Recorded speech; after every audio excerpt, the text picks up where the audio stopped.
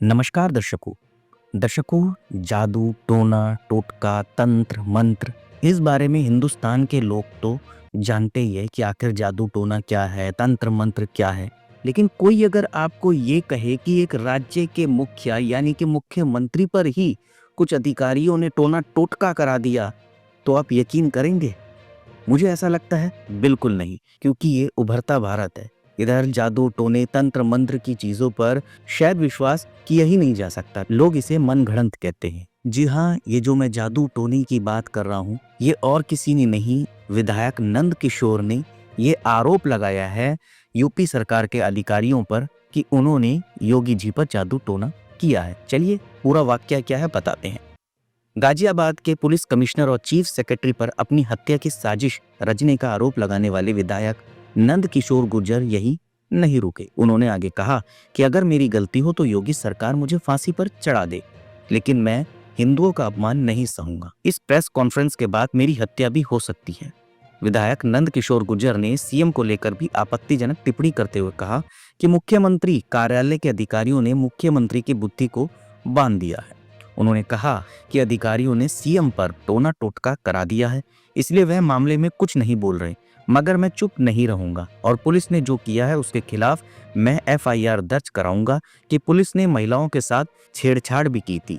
लोनी से बीजेपी के विधायक नंद किशोर गुर्जर ने कहा कि राम कथा की कलश यात्रा के दौरान पुलिस बवाल कराकर मेरी हत्या कराना चाहती थी। यह सब पुलिस कमिश्नर के आदेश पर किया जाना था, लेकिन ऐसा नहीं हो सका। हिंदुओं के धार्मिक ग्रंथ का अपमान किया जा रहा था। यह बातें विधायक नंद किशोर गुर्जर ने फटे कपड़ों में प्रेस वार्ता करते हुए कही। उन्होंने कहा कि यह पाकिस्तान नहीं है जहां सनातनियों और महिलाओं की कलश यात्रा के लिए भी परमिशन लेनी पड़े। हालांकि इसके बावजूद भी उन्होंने पुलिस प्रशासन को परमिशन के लिए पत्र भेजा था और वह रिसीव भी हुआ था। शांतिपूर्ण ढंग से सौहार्दपूर्ण वातावरण में कलश यात्रा निकाली जा रही थी, लेकिन पुलिस ने उसे रोक दिया और उनके साथ बदतमीजी की। उन्होंने आरोप लगाया कि पुलिस ने उनके कपड़े फाड़ दिए और उनसे मारपीट पर भी उतारू हो गए।